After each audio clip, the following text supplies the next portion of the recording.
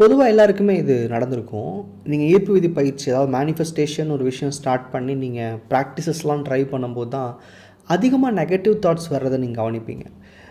இதுக்கு ஒரு ரொம்ப சிம்பிளான காரணம் என்னென்னா, நம்ம எல்லா தேவையில்லாத எண்ணங்களையும் ஒதுக்கும்போது நம்மக்கிட்ட மிச்சம் இருக்கிற நிறைய விஷயங்கள் நமக்கு ரொம்ப தெளிவாக தெரியும்.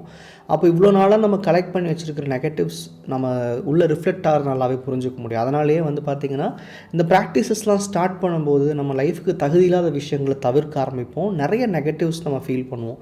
ஸோ இது ஏன் நடக்குது? நான் ஒரு பாசிட்டிவான பயிற்சியில் இருக்கேன்ல, ஏன் எனக்கு இந்த நெகட்டிவ் வரணும்னு சொல்லி நிறைய பேர் வருத்தப்படுவாங்க. நான் சிம்பிளாக ஒரு விஷயம் சொல்லுவேன், இது இக்னோர் பண்ணுங்கள். இந்த தாட் ஏன் வந்துச்சுன்னு யோசிச்சே நீங்கள் அதிகமாக நெகட்டிவ் ஆகிறதுக்கான வாய்ப்புகள் இருக்குது. ஜஸ்ட் அந்த மாதிரி நெகட்டிவ் தாட்ஸ் வரும்போது இக்னோர் பண்ணுங்கன்னு சொல்லுவேன். இன்னும் சில பேர் இந்த மாதிரி நடந்தால் எனக்கு ஒரு வேலை மேனிஃபெஸ்டேஷன் வேலை செய்யாதோன்னு சொல்லி கவலைப்படுவாங்க.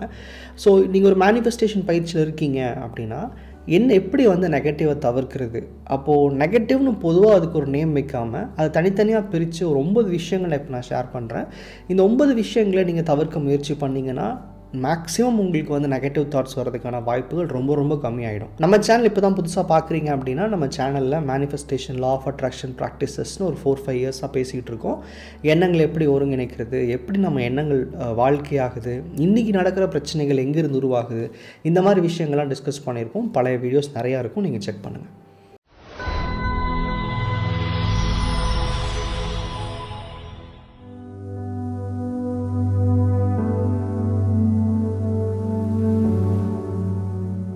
ஈர்ப்பு விதி பயிற்சியின் போது நமக்குள்ளே ஏற்படுற நெகட்டிவ் எண்ணங்கள்னு அது ரொம்ப ஜென்ரலைஸ் பண்ணாமல் அதில் சில குறிப்பிட்ட விஷயங்களை மாற்றிக்கிறதன் மூலமாக, நம்ம எண்ணங்களை மாற்றிக்கிறதன் மூலமாக நெகட்டிவ் தாட்ஸே வர்றதை தடுக்க முடியும் அப்படின்றக்காக அந்த வீடியோ. முதல் விஷயம், இந்த பயிற்சியில் இருக்கும்போது பொறாமப்படாமல் இருக்கிறது. இது எப்படிங்க? பை டிஃபால்ட்டாக நம்ம ஒருத்தர் பார்க்கும்போது நம்மளை விட அவங்க லைஃப் நல்லா இருக்கேன்னு யோசிப்போம். அதில் 2 வகையாக பிரிக்கலாம். அது சில டைம் அவங்கள நம்ம ஒரு இன்ஸ்பிரேஷனாக பார்க்குறது வேறு. சில நேரங்களில் ரொம்ப பொறாமையோடு பார்ப்போம். அப்படி பார்க்கும்போது என்ன ஆகும்னா, நமக்குள்ளே ஏன் நம்ம லைஃப் இப்படி இருக்குது அப்படிங்கிற ஒரு தேவையில்லாத எண்ண ஓட்டம் வர்றதுக்கு வாய்ப்பு இருக்குது. ஸோ பொதுவாக இது நெகட்டிவ் எண்ணமா அப்படின்னு பார்க்காம, நீங்கள் ஒருத்தரை பார்க்கும்போது உங்களை நீங்கள் தரக்குறைவாவோ இல்லை ஏன் நம்ம லைஃப் மட்டும் இப்படி இருக்குதுன்னு சொல்லி அவங்கள பார்த்து நீங்கள் கொஞ்சம் பொறாமப்படுறீங்க அப்படின்னா, அப்படி ஒரு விஷயம் நடக்கிறது நீங்கள் தவிர்க்கணும். இல்லை அப்படிப்பட்ட ஆட்கள் நீங்கள் அந்த ப்ராக்டிஸ் பீரியடில் இருக்கும்போது அவங்கள பற்றி யோசிக்கிறது கூட நீங்கள் தவிர்த்தலான்னு சொல்லுவேன். ஸோ ஜெலஸ் அப்படின்றது கண்டிப்பாக உங்களுக்குள்ள ரொம்ப ஈஸியாக உங்களை டவுன்கிரேட் பண்ணுறதுக்கு உண்டான ஒரு விஷயமாக அமைஞ்சறதுக்கு வாய்ப்பு இருக்குது. ஒருத்தரை பார்த்து இன்ஸ்பயர் ஆகிறது, அவங்களோட அச்சீவ்மெண்ட்ஸை பார்த்து ஹாப்பி ஆகிறது வேறு.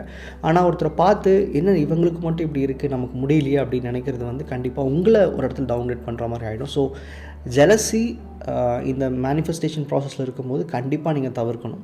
அடுத்த விஷயம், பொதுவாகவே நமக்கு எப்படின்னா, ஒரு சாராரை பார்க்கும்போது அவங்க மேலே நமக்கு ஒரு பர்செப்ஷன் இருக்கும். இவங்க இப்படி தான் இருப்பாங்க, இவங்க இப்படி தான் நடந்துப்பாங்க அப்படின்னு சொல்லி நம்ம அடுத்தவங்களை ரொம்ப ஈஸியாக ஜட்ஜ் பண்ணுவோம். ஸோ அடுத்தவங்களை நம்ம ஜட்ஜ் பண்ணுற அந்த ஒரு மென்டாலிட்டியிலேருந்து வெளியே வர முயற்சி பண்ணுங்கள். காரணம் என்னென்னா, ரொம்ப ஈஸியாக நம்ம நெகட்டிவாக யோசிக்கிறதுக்கு இது ரொம்ப முக்கியமான ஒரு குறிப்பாக இருக்கும். ஏன்னா இந்த மேனிஃபெஸ்டேஷன் ப்ராசஸ் அப்படின்றதே உங்களை சுற்றி இருக்கிற ஆப்பர்ச்சுனிட்டிஸ் உங்கள்கிட்ட ஈர்க்கிறதுக்காக தான். அதாவது உங்கள் தேவைக்கு தகுதியான மனிதர்கள், சூழல்கள், அதுக்குண்டான ஆப்பர்ச்சுனிட்டிஸ் நிறையா உங்களுக்கு அமைய ஆரம்பிக்கும். ஒரு ஜட்ஜ்மெண்ட்லாம் இருக்கும்போது இது இப்படி தான் இருக்கும், இது இப்படி தான் நடக்கும், இவங்க இப்படி தான் பேசுவாங்க, அந்த மாதிரி மனுஷங்க மட்டும் இல்லாமல் பொதுவாக சில சூழல்களை பற்றி நமக்குள்ளே ஒரு எண்ணம் இருக்கும் இல்லையா? திரும்ப திரும்ப இப்படி தான் நடக்கும்னு உங்களுக்குள்ளேயே ஒரு ஜட்ஜ்மெண்ட் க்ரியேட் பண்ணிவிட்டு ஒரு விஷயத்தை ஒரு மனுஷனை அப்ரோச் பண்ணும்போது டெஃபினட்டாக நெகட்டிவான சுச்சுவேஷன்ஸ் நிறையா நீங்கள் பார்ப்பீங்க.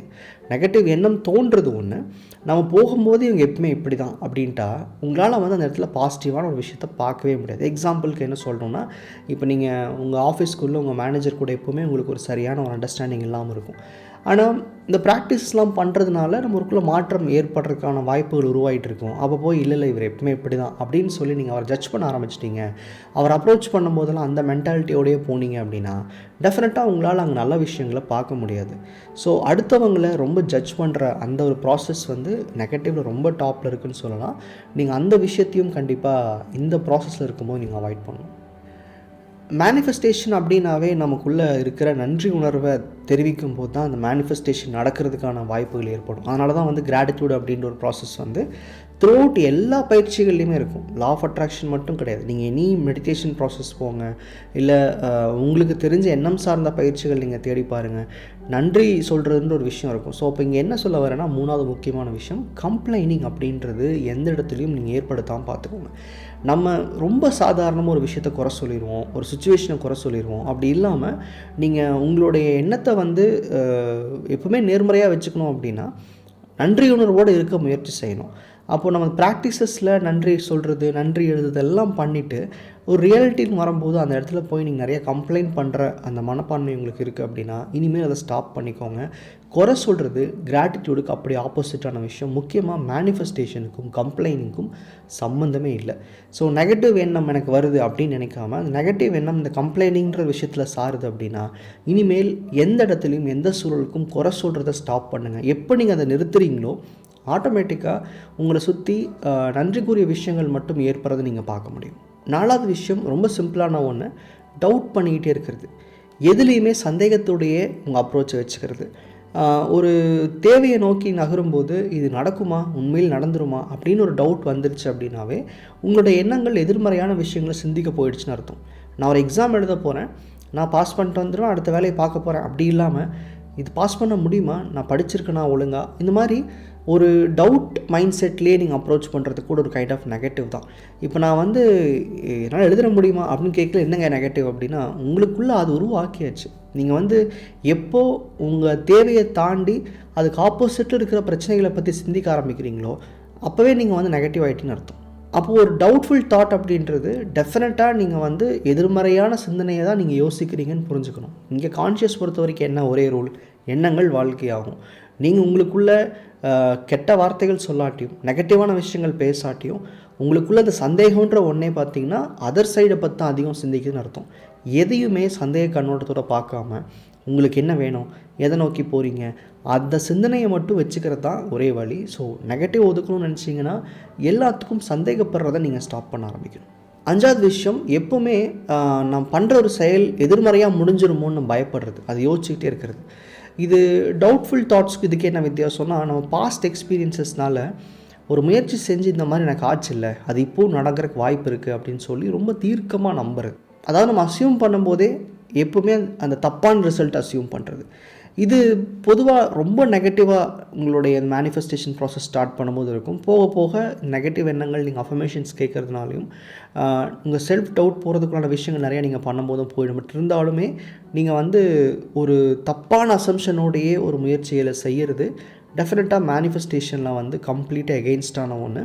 இங்கே நிறைய பேர் நெகட்டிவ்னு சொல்கிறது பார்த்திங்கன்னா அவங்க எங்கே ஆரம்பிக்கும்னா உள்ளே வந்து அந்த ஃபியர் ஆஃப் எண்ட் ரிசல்ட், அந்த இப்படி நடந்துருமோ, இப்படி தான் நடக்கும் பாருங்கள் அப்படிங்கிற ஒரு ஃப்யூச்சரை தப்பாக அசியூம் பண்ணியே வேலை செய்கிறது.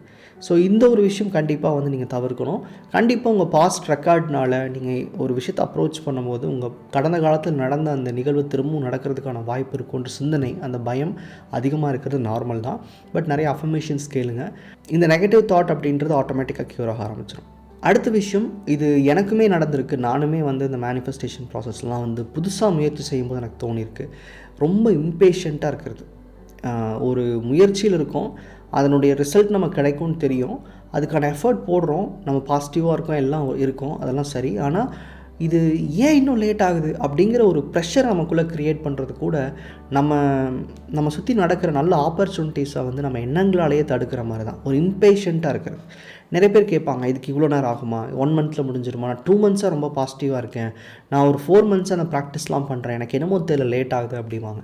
ஸோ இது வந்து ஒரு இம்பேஷன்ஸ் அப்படின்றது என்னென்னா, உங்களுக்குள்ளே முதல்ல நீங்கள் பாசிட்டிவாக இருக்கீங்க, ப்ராக்டிஸை ஸ்ட்ராங்காக பண்ணுறீங்க, போக போக ரிசல்ட் லேட் ஆகும்போது நமக்குள்ளே இருக்கிற அந்த பொறுமையில்லாத்தனம் என்ன பண்ணோம் அப்படின்னா, சரி இது ஒரு வேளை நடக்காதோ அப்படிங்கிற சந்தேகத்தையோ குழப்பங்களையோ நிறையா கொடுக்க ஆரம்பிச்சிடும். எப்போவுமே ஒரு மேனிஃபெஸ்டேஷன் இருக்கும்போது ரொம்ப அதிகமான தேவை அப்படின்றது வந்து பேஷன்ஸ் தான். ஏன்னா நீங்கள் வந்து இங்கே ஸ்விட்ச் போட்ட மாதிரி ஒரு மேஜிக்கெலாம் இங்கே பண்ண முடியாது. உங்களுடைய ரியாலிட்டி மாறுறதுக்கு உண்டான எல்லா விதமான ப்ராசஸும் உங்களை சுற்றி நடந்துக்கிட்டு இருக்கும். நீங்களும் மாறிக்கிட்டு இருப்பீங்க. அதுக்கான ஆப்பர்ச்சுனிட்டிஸ் கிடைக்க போகிற நேரத்தில் நீங்கள் இம்பேஷண்ட்டாக இருந்தீங்க அப்படின்னா டெஃபினட்டாக அதை நீங்கள் தவற விடுறதுக்கு நிறையா வாய்ப்பு இருக்குது. நிறைய பேர் வந்து ஏன் லேட் ஆகுதுன்னு யோசித்து அது ஒரு கைண்ட் ஆஃப் டிப்ரெஷனுக்குள்ளே போய் அவங்களுடைய நல்ல எண்ணங்களையும் பாசிட்டிவான எண்ணங்களையும் விட்டுருக்காங்க. ஸோ எப்போவுமே ரொம்ப ரொம்ப பேஷண்ட்டாக இருக்கிறது அவசியம். அடுத்த விஷயம் பார்த்திங்கன்னா, நம்ம மேலேயே எப்பவுமே நம்பிக்கை இல்லாமல் இருக்கிறது ரொம்ப பொதுவான ஒரு விஷயமாக தோணும். ஆனால் என்னென்னா, உங்களை சுற்றி எல்லாமே உருவாகிட்டு இருக்கும். நீங்கள் கேட்குற ஜாப் ஆப்பர்ச்சுனிட்டி வந்துகிட்டு இருக்கும், இல்லை நீங்கள் உங்களை முதல் மாதிரி இல்லாமல் உங்கள் கேரக்டர் பெட்டர் பண்ணியிருப்பீங்க, உங்கள் ரொட்டீனை பெட்டர் பண்ணியிருப்பீங்க, உங்களை சுற்றி எல்லாத்தையும் சரி பண்ணிட்டே வருவீங்க. உங்களுக்கு தெரியும் அந்த ஒரு தேவையை நீங்கள் அடையிறதுக்கு உண்டான எல்லா விதமான ஒரு அவசியத்தையும் நீங்கள் உருவாக்கிட்டீங்க, நீங்கள் பாசிட்டிவாக இருக்கீங்கன்னு கூட தெரியும். ஆனால் இதெல்லாம் நமக்கு நடக்குமா அப்படிங்கிற ஒரு செல்ஃப் டவுட் க்ரியேட் ஆகிறதுக்கு நிறைய வாய்ப்பு இருக்குது. சில நேரங்களில் நமக்கு சக்ஸஸ் கூட கொஞ்சம் பயமாக இருக்கும். இது நமக்கு எப்படி கிடைக்கும், நம்ம அந்தளவுக்கு நம்ம குவாலிஃபைடா, நம்ம அதெல்லாம் பண்ணிடுவோமான சந்தேகம் வரும். இப்போ நான் வந்து ஒரு புது முயற்சி எடுத்து தைரியமாக ஒரு விஷயத்தை செய்யும்போது நான் செஞ்சுருவேன். செஞ்சு முடிக்கும் போதே ஒரு சின்ன ஒரு சந்தேகம் வரும். இது நமக்கு சரிதானா, நம்ம பண்ணுறது ஓகே தானா, நடக்குது எல்லாமே ஓகே, பட் இருந்தாலுமே எனக்கு ஒரு செல்ஃப் டவுட்ன்றது இருந்துக்கிட்டே இருக்கும். பொதுவாக இதை பிரேக் பண்ணி வர்றது ரொம்ப இம்பார்ட்டண்ட். அதாவது இங்கே நிறைய பேர் சக்ஸஸ் ஆகாமல் இருக்கிறதுக்கு நிறைய காரணங்கள் இருக்குது. இலக்கு இல்லாமல் இருக்கிறது, ஃபோக்கஸ் இல்லாமல் இருக்கிறது, படம் பார்க்குறது, புக்கு, இதெல்லாம் ஓகே. பட் இதெல்லாம் எங்கே போய் கடைசியில் தேங்கும் அப்படின்னா, இந்த வெளியே பார்த்த சில விஷயங்களை வச்சுக்கிட்டு நம்மளை டீக்ரேட் பண்ணுறது, நம்ம மேலே நம்பிக்கை இல்லாமல் இருக்கிறது, நமக்குள்ளே நிறைய அவநம்பிக்கைகளோடு இருக்கிறது வந்து ரொம்ப இந்த ப்ராசஸில் பாதிப்பை ஏற்படுத்தும். அதீத நெகட்டிவ் அப்படின்றது வந்து நம்ம மேலே இருக்கிற நம்பிக்கை ரொம்ப கம்மியாக இருக்கிறது தான். So self love, I'm affirmations, இந்த மாதிரி நிறையா உங்களுக்கு உங்களோட செல்ஃப் எஸ்டீம் பெட்டர் பண்ணுறதுக்கான அஃபர்மேஷன்ஸ்லாம் கேட்கும்போது டெஃபினட்டாக நீங்கள் வந்து இந்த ஒரு மாற்றத்தை நீங்கள் பார்க்க முடியும். ஸோ செல்ஃப் டவுட் நிறைய இடங்களில் வந்து நம்ம மேனிஃபெஸ்டேஷனை பாதிக்கும். 8வது விஷயம், நம்மளுடைய முயற்சிகளில் இருக்கிற சேலஞ்சஸை பற்றி ரொம்ப யோசிக்கிறது. இப்போது என்னோடய பர்சனல் எக்ஸாம்பிள் நான் சொல்கிறேன். நான் இது வரைக்கும் செய்யாத ஒரு புது முயற்சியை செய்கிறேன். அதில் நமக்கு அறிவு இருக்குல்ல, இது எப்படி நடக்க போகுதுன்னு ஒரு எதிர்பார்ப்பு இருக்கும்ல. அந்த எதிர்பார்ப்புகளில் இருக்கிற சேலஞ்சஸை பற்றி ரொம்ப யோசிக்கிறது. நமக்கு தெரியும் நம்ம அந்த எண்ட் ரிசல்ட் வந்து பெரிய சந்தோஷத்தை கொடுக்கும், நம்ம வாழ்க்கையை நிறைய இடங்களில் மாற்றும்னு தெரியும். ஆனால் இந்த மாதிரி ஒரு பெரிய சேலஞ்ச் நடுவில் இருக்கே, இது எப்படி தாண்ட போகிறோம் அப்படின்றது இன்றைக்கே சிந்திக்க ஆரம்பிக்கிறது. இது எதிர்காலத்தை பற்றின ஒரு ஃபோர்காஸ்ட்னு சொல்லிக்கலாம். ஒரு பிஸ்னஸோ வேலையிலையோ படிப்புலையோ இருக்கிற நம்ம தாண்ட போகிற ஒரு சேலஞ்சை பற்றி யோசிக்கிற சரிதானன்னு சொல்லிக்கலாம். ஆனால் உண்மை என்னென்னா, நீங்கள் எப்போ சேலஞ்சஸ் பற்றி யோசிக்கிறீங்களோ, எப்போ அதாவது உங்கள் முயற்சிகள் இருக்கிற அப்டக்கிள்ஸை பற்றி யோசிக்கிறீங்களோ, அங்கேயே நீங்கள் நிறைய அவங்க எண்ட் ரிசல்ட்டை பற்றி மறக்க ஆரம்பிச்சிங்கன்னு அர்த்தம். அதாவது உங்கள் சிந்தனை ஒரு இடத்துக்கு போய் சேர்றதை பற்றி இல்லாமல் அந்த போகிற வழியில் இருக்கிற தடைகளை பற்றி அதிகம் யோசிக்கிறது. நிறைய பேர் இதனால தான் வந்து பார்த்திங்கன்னா சப்கோல்ஸ் வைப்பாங்க. அதாவது இந்த விஷயங்களை முதல் முடிச்சிடறேன், 10 விஷயத்தோட ஒரு கோல் இருக்குது அப்படின்னா 3 பிரிச்சுட்டு அந்த 3 அடைஞ்சிட்டா ஒரு விஷயத்தை ஜெயிச்ச மாதிரி, அப்புறம் 2வது 3வது இந்த மாதிரி பிரிச்சுருவாங்க. லைஃப் ரொம்ப பிரித்து வாழ்கிறது. இது நிறைய இடங்களில் என்ன ப்ராப்ளம்னா, நம்ம சக்ஸஸ் டிலே ஆகிறதுக்கான காரணம் இதுதான் நான் சொல்லுவேன். ஸோ அப்போ என்னென்னா, நமக்கு வர்ற சேலஞ்சஸ் ரொம்ப ஃபோக்கஸ் பண்ணாமல் இப்படி ஆகிடுமோ அப்படி ஆகிடுமோ, நம்ம அதை எப்படி தாண்ட போகிறோம் அதெல்லாம் நமக்கு தேவையில்லை. கான்ஷியஸ் சொல்கிறது ஒன்றே ஒன்று தான், நீ எப்படி போவ, என்ன கஷ்டப்பட வேண்டாலும் இன்றைக்கி வேண்டாம், உன் எண்ட் ரிசல்ட்டை மட்டும் பேசு அப்படின்னு சொல்லும். அப்போது அந்த தடைகள் வராமல் போயிடுமா, மறைஞ்சு போயிடுமான்னா, உங்கள் கவனம் முழுக்க எண்ட் ரிசல்ட் மேலே இருக்கும்போது, அந்த சந்தோஷத்தில் இருக்கும்போது, நடுவில் வர தடைகளுக்கு பெரிய நீங்கள் மதிப்பு கொடுக்காமல் இருக்கும்போது அந்த தடை ஈஸியாக உடஞ்சிரும். இல்லை அதை வந்து நீங்கள் எதிர்பார்த்த அளவுக்கு கஷ்டப்பட்டு மேனேஜ் பண்ணுற மாதிரி இருக்காது. நீங்கள் ஐயோ இதெல்லாம் ரொம்ப கஷ்டம் அப்படின்னு நினச்ச ஒரு பெரிய தடைகள் கூட, சேலஞ்சஸ் கூட தானாகவே காணாமல் போகிறது நீங்கள் பார்க்க முடியும். ஸோ அதீத நெகட்டிவ் அப்படின்றது நம்ம பாசிட்டிவாக வச்சுட்டு நம்ம எல்லாத்தையும் ட்ரை பண்ணும்போது இந்த மாதிரி அப்டக்கிள்ஸை பற்றி டூ மச்சாக திங்க் பண்ணுறது கூட பாதிப்பை ஏற்படுத்தும் நான் சொல்ல வரேன். கடைசி விஷயம், நான் முதல்லையே சொல்லியிருந்தேன், அந்த இம்பேஷன் ஒரு பாயிண்ட் சொல்லியிருந்தேன் இல்லையா, அதோட ஒத்து போகும். அவுட்கம்மை நினச்சி ரொம்ப பயப்படுறது, நம்ம அந்த ரிசல்ட் எப்படி இருக்குமோ அப்படின்னு யோசிக்கிறது. இது ஓவராலாக பார்த்திங்கன்னா ஒரு சந்தேகம், ஒரு பயம், ஒரு வெற்றியை பார்த்து கூட சில பேர்த்துக்கு பயம் வரும்னு சொல்லுவோம்ல, அந்த மாதிரி ஒரு ஃபியர் ஆஃப் ஃபெயிலியராக இருக்கலாம், ஃபியர் ஆஃப் சக்ஸஸாக இருக்கலாம். அந்த அவுட்கம் பற்றி ரொம்ப ஒரு மாதிரி எக்ஸசிவாக வந்து பயப்படுறது. அதாவது நம்மளுடைய எண்ட் ரிசல்ட்டை நோக்கி செயல்படுறது வேறு, அவுட்கம் எப்படி இருக்குமோன்னு ரொம்ப பயப்படுறது. இப்போ சேலஞ்சஸ் பற்றி யோசிக்கிறதும் தவறு தான், அதாவது இன்பிட்வீனில் இருக்கிற அந்த தடைகளை யோசிக்கிறதும் தவறு தான். எண்ட் ரிசல்ட்டை நோக்கி இது இப்படி ஆகிடுமா அப்படி ஆகிடுமான்னு யோசிக்கிறது ரொம்ப தவறு தான். ஸோ எப்பவுமே உங்களோட அந்த ப்ராசஸில் நீங்கள் என்ஜாய் பண்ண வேண்டியது, நீங்கள் ஃபோக்கஸ்டாக இருக்க வேண்டியது, நம்ம நேற்று இருந்ததை விட இன்றைக்கி நம்ம டெவலப் ஆகிருக்கோமா, அடுத்த ஸ்டெப் போகிறோமா, நம்ம ஏதோ வேணும்னு கேட்டோமே அதுக்கு தகுந்த மாதிரி தான் நம்ம எண்ணங்களை வச்சுருக்கிறோமா, அதுக்கு தகுந்த செயல்கள் தான் பண்ணுறோமான்னு பார்த்துக்கிட்டாவே போதுமே தவிர இந்த இன்பிட்வீனில் வர சேலஞ்சஸையோ ரொம்ப அந்த எண்ட் ரிசல்ட் எப்படி எக்ஸாம் ரிசல்ட் வரப்போகுதுன்னு தெரியல, எப்படி எனக்கு இவங்களாம் சப்போர்ட் பண்ண போகிறாங்கன்னு தெரில, எனக்கு இது நடக்குமான்னு தெரிலன்னு டூ மச்சாக உங்களோட ப்ரெஷரை சந்தோஷத்தின் மேலே இல்லாமல் அதுக்கு எகெயின்ஸ்டாக இருக்கிற தப்பான எமோஷன்ஸ் மேலே அதிகம் செலுத்துறது தான் வந்து ஓவராலாக இந்த லா ஆஃப் அட்ராக்ஷன் மேனிஃபெஸ்டேஷன் ப்ராக்டிசஸில் நிறைய பேர் ஃபெயில் ஆகிறதுக்கோ இல்லை டிலேடு சக்ஸஸ் பார்க்குறதுக்கோ காரணம். ஸோ உங்களுக்குள்ளே வர்ற எண்ணங்களை ரொம்ப நெகட்டிவ் பாசிட்டிவ்னு ரொம்ப பிரிச்சுக்கிட்டு இருக்காமல் எந்த எண்ணம் சந்தோஷம் கொடுக்குதோ அதை பாசிட்டிவ்னு யோசிச்சுக்கோங்க, அது ப்ராக்ரெசிவாக இருக்கான்னு பார்த்துக்கோங்க. எந்த எண்ணம் நெகட்டிவ் கொடுக்குதோ அதை பற்றி சிந்திக்கிறதோ அதை சரி பண்ணிக்கிறதுக்கு கூட நீங்கள் போய் யோசிக்க வேணாம், அதை தாண்டி நகர்ந்து போயிருங்க அப்படின்ற நெகட்டிவ் எண்ணங்கள் எடுத்து வச்சுக்கிட்டு ஏன் வருதுன்னு சிந்திக்கும் போது அது இன்னும் அதிகமாகிறதுக்கான வாய்ப்பு தான் இருக்கே தவிர அதை குறைக்க முடியாது. ஸோ இப்போ நான் சொன்ன 9 விஷயங்களுமே நம்மளை சார்ந்தது, நம்ம திருத்திக்கக்கூடியது.